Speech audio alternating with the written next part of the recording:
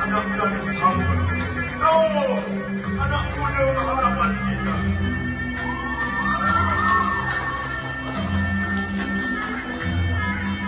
Bila aku jaga, pantun aku hafal.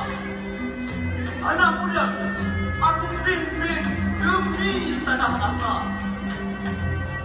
Dan janji bukan sekadar biasa, tapi inilah janji aku pada tuan-tuan sejarah.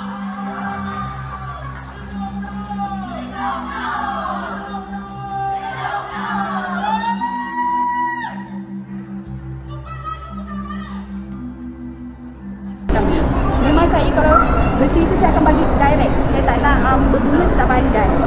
So inilah antaranya kami, saya NGO sejarah yang mencari ulama-ulama ni untuk kita satukan balik anak cucu dia. Yang terdekat ni saya akan pergi dekat Brunei lah untuk jumpa dengan kerabat sana untuk menyatukan kisah ni.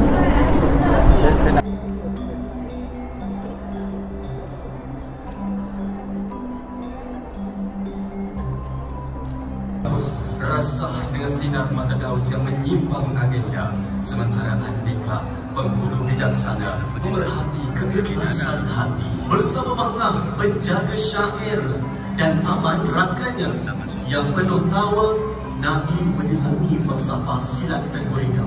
Adakah peti kosong itu satu amanah atau ujian? Maafkan saya seleksi lirik kali ini sebagai ramai. Kita teruskan dengan persembahan teater dengan tajuk Lari Tersasar. Terimalah.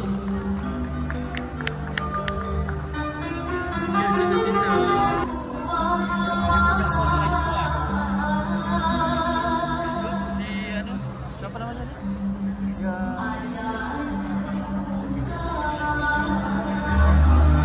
Siapa?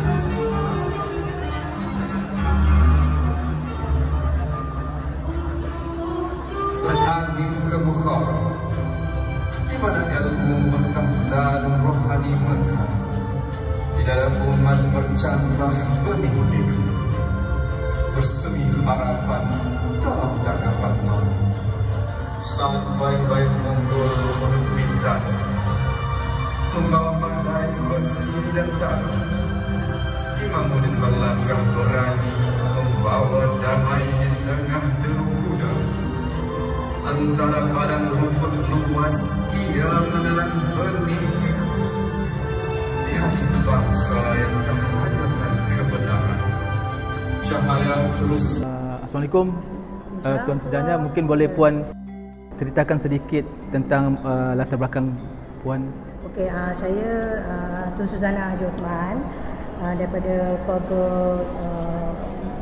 keturunan bendahara lah, bendahara Johor, Melaka Johor Pahang. Daripada sebelah dari sisi jauh lain saya pada Kesultanan Kedah. Dan saya dah menyelidik, mengkaji dan mengeluarkan penulisan tentang salah sila, khususnya daripada keturunan Rasulullah SAW, dan juga tentang bagaimana peranan keturunan Rasulullah SAW ini sebagai pembangun tamadun dan peradaban alam Melayu Nusantara.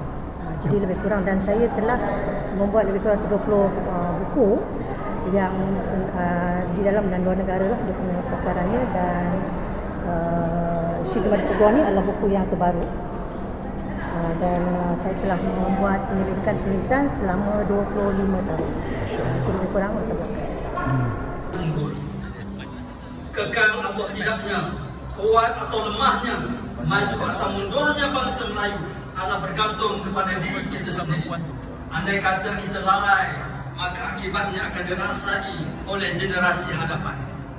Jangan nanti ada cucu cicit warisan bangsa menangis dan menunduk jari kepada kita yang gagal dalam memperjuangkan nasib bangsa.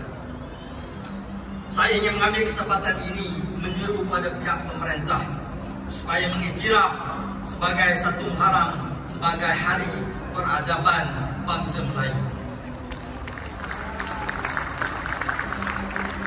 Akhir kata, saya mengucapkan sekalung tahniah di atas semua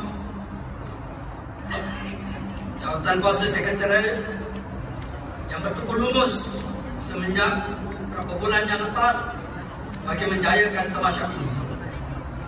Terima kasih juga diucapkan kepada bantuan yang diberikan oleh yang sebenarnya sudah sampai tetapi terpaksa bergegas ke Johor. Begitu juga rakan-rakan kita daripada Vietnam, daripada Brunei yang telah menyatakan hasrat untuk bersama dengan kita, tapi disebabkan oleh kekangan masa mereka tidak dapat bersama dengan kita. InsyaAllah pada tahun hadapan kita akan panggil lebih ramai lagi rakan-rakan kita di seluruh Malay lagu ini untuk bersama-sama dengan kita. Bagi pihak Sekretariat Hari Perabdanan Melayu, saya ingin mengirimkan setinggi penghargaan kepada yang dimuliakan Engku Orang Kaya Maha